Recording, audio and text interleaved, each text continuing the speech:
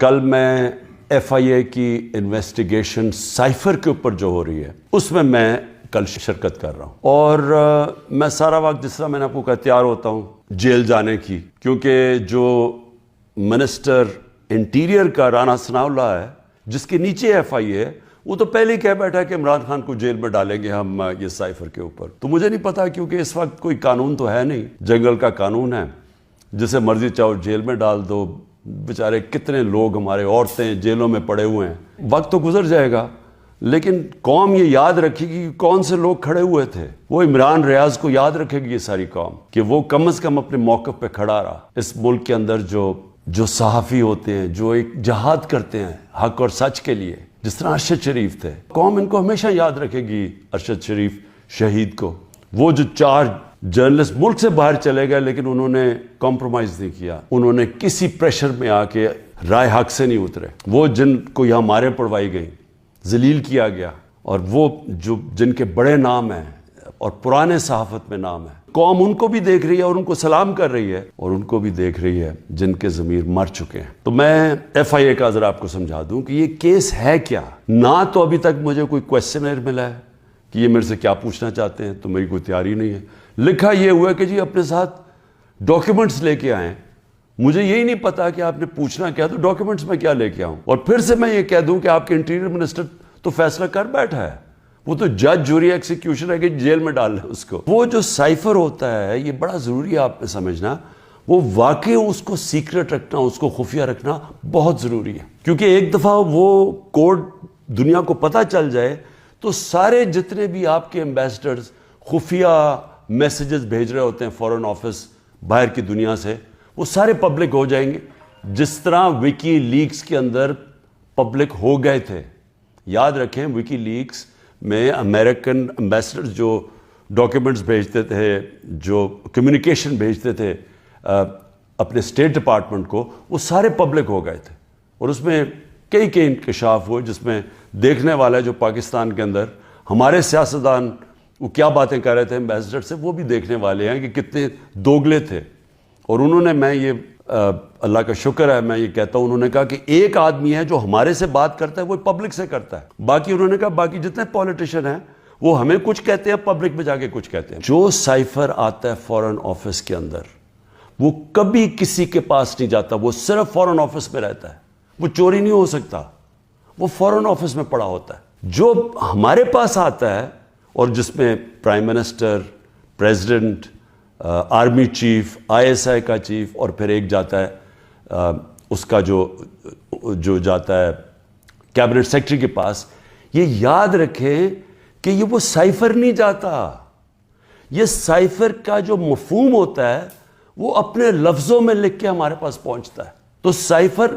Foreign office میں رہتا ہے، وہ کبھی وہ نہ چوری ہوا ہے، نہ وہ اور کوئی دیکھ سکتا ہے، نہ پرائم منسٹر، ہم کوئی نہیں دیکھ سکتے،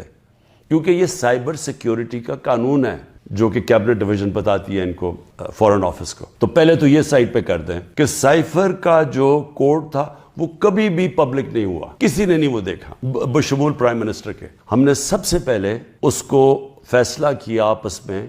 کہ ہم یہ پبلک نہیں، ابھی اس کے اوپر بات نہیں کریں گے، کیونکہ او آئی سی کی کانفرنس تھی پاکستان میں 22 اور 23 مارچ کو، تو سائفر آ چکا تھا 6 مارچ کا۔ ہم نے اس کانفرنس کی وجہ سے ہم چپ کر کے بیٹھے رہے، کیونکہ باہر سے منسٹر آ رہے ہیں اور شور میں جاتا ہے اس کا، تو ہم نے کہا ملک کو نقصان پہنچے گا۔ 27 تاریخ کو میں نے جلسے میں جو ایک کاپی لہرائی، وہ سائفر نہیں تھا، جو سائفر کے اندر پیغام تھا، تو وہ میں نے بتایا، اور میں نے تب بھی محتاط رہا، میں نے یہ نہیں بتایا کہ میں نے کہا یہ بڑا سینسٹیو ہے، میں نے لکھ کے بتایا کہ میں صرف کوئی غلط بات نہ کہہ دوں، کیونکہ انٹرنیشنل ریلیشنز ہیں، ہماری دوسرے ملکوں کے ساتھ تعلقات ہیں، وہ نہ خراب ہو جائے۔ کتنی بڑی اس ملک سے میں سمجھتا ہوں کہ کتنی بڑی ملک کی توہین ہوئی کہ ایک باہر کا ایک آفیشل وہ پاکستان کے ایمبیسڈر کو کہہ رہا ہے کہ اپنے پرائم منسٹر کو اگر تم نے نہ ہٹایا، ووٹ آف نو کانفیڈنس، جو پھر سے میں یاد کرا دوں کہ ابھی آئی نہیں تھی، تو پاکستان کے لیے مشکلات ہوں گی، اور اگر اس کو ہٹا دیا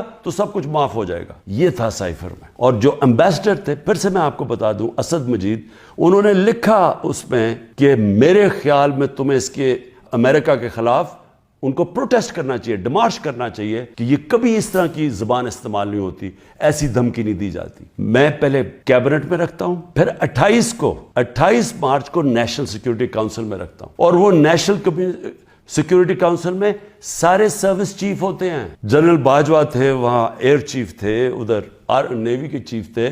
جوائنٹ چیف آف سٹاف تھے, ہمارے ساری کیبنٹ کے سینئر ممبرز تھے, فورن آفس کے سیکرٹری بیٹھے ہوئے تھے. اور اس میں کیا فیصلہ ہوتا ہے کہ ہمیں جس طرح امبیسڈر اسد مجید نے ریکمینڈ کیا, ہمیں ڈیمارش کرنا چاہیے, ہمیں امریکہ کو پروٹیسٹ کرنا چاہیے کہ یہ آپ نے ہمارے اندرونی معاملات میں مداخلت کی. تو جب وہ اس میں آ گیا نیشنل سیکیورٹی کاؤنسل میں اور ڈیمارش کر دی, تو جو اس کی جو سائفر کے اندر چیزیں لکھی ہوئی وہ تو پبلک ہو گئی. کیونکہ جب آپ نے پبلک ایک سٹیٹمنٹ دے دی کہ کہہ دیا کہ ہم نے اس کی کیا, تو وہ تو سیکرٹ تو نہ رہا وہ, کیونکہ ڈیمارش نے آپ نے کس پہ, تو یہ چیزیں سامنے آ گئی نیشنل سیکیورٹی کاؤنسل میں اور کیبنٹ میں بھی ڈسکس ہو گئی. اس کے بعد پارلیمنٹ کے اندر ہم نے ان کیمرہ سارے اپوزیشن لیڈرز کو بلایا کہ آپ کو پتہ ہونا چاہیے کہ کس طرح کی پاکستان میں توہین ہوئی. سارے اپوزیشن لیڈرز نے منع کر دیا جانے کا, کیونکہ یہ سارے حصہ تھے اس سازش کے. پارلیمنٹ سے جو اسپیکر ہوتے ہیں وہ چیف جسٹس آف پاکستان کو بھیجتے ہیں, اور میں بھی انہیں کہتا ہوں کہ اس کے اوپر انکوائری کریں کہ یہ جو مداخلت ہوئی ہے اس کے اندر پتہ تو چلے کہ یہ ہوا کیا, کتنی بڑی سازش ہوئی ہے کہ سٹی گورنمنٹ کے اوپر, الیکٹڈ پرائم منسٹر کے اوپر دھمکی ملتی ہے, اور پھر اس کے گورنمنٹ گرانے کی پوری تیاریاں شروع ہو جاتی ہیں, لوگ بھاگنا شروع ہو جاتے ہیں, الائز چلے جاتے ہیں. اور یہ پیغام کس کو تھا؟ مجھے تو پتہ تھا پیغام کس کو ہے, جنرل باجوہ کے لیے پیغام دیا گیا تھا, کیونکہ اسی کے پاس پاور تھی نا گورنمنٹ گرانے کی, باقی تو کوئی پرائم منسٹر کو نہیں ہٹا سکتا تھا. تو اس کے بعد جب یہ, اور پھر کیبنٹ کے اندر ہم نے اس کو ڈی کلاسیفائی بھی کر دیا. تو مجھے ابھی تک یہ نہیں سمجھ آ رہی کہ ایف آئی اے چاہتی کیا ہے, کہ جب سائفر تو سیف, جس طرح ثناءاللہ نے کہا وہ فورن آفس میں پڑا ہے, وہ تو اس کے اوپر تو اس کا تو کسی کو پتہ ہی نہیں ہے جو سائفر کی کوڈ ہے. ہمارے پاس جو جس کو پیرافریز کہتے ہیں انگریزی میں لفظ, ہمارے پاس جو آتا ہے وہ تو اس کا مفہوم آیا تھا, اور وہ جا کے نیشنل سیکیورٹی کاؤنسل اور کیبنٹ میں جب رکھا اور بعد میں ڈی کلاسیفائی بھی کر دیا, تو وہ تو پھر ایک سیکرٹ ڈاکیومنٹ نہیں رہا. جب رجیم چینج ساؤتھ امریکہ میں بھی ہوتا ہے تو اس طرح تو پھر بھی نہیں ہوتا کہ پہلے وہ کوئی امبیسڈر سے دھمکی دی جائے. 180 کیسز ہیں, اور ایک اور اب وارنٹ بھی نکلا ہی ہے. الیکشن کمیشن کی توہین ہو گئی, یہ دنیا میں آپ نے نہیں کبھی سنا. عدالتوں کی تو توہین ہوتی ہے, الیکشن کمیشن کی توہین ہونے وارنٹ نکلائیں. پوری کوشش ہے کسی نہ کسی طرح اس کو جیل میں ڈال دیں. میں کھڑا ہوں, جیل کے لیے بھی تیار ہوں, لیکن قوم کو میں یہ بتا دوں کہ میں انشاءاللہ ہر کیس کا ثابت کروں گا اسی ملک میں بیٹھ کے کہ ہر کیس انہوں نے جعلی بنایا ہے, بوگس بنایا ہے, اور ہر کیس جب عدالت میں جائے گا, جب سنا جائے گا, کوئی جج بھی سزا نہیں دے سکتا پورا کیس سن کے, کیونکہ یہ سارے جعلی کیسز ہیں. اور اس کا مقصد اس ملک میں انصاف نہیں لانا, اس ملک میں انصاف کی قبر کھودنی ہے.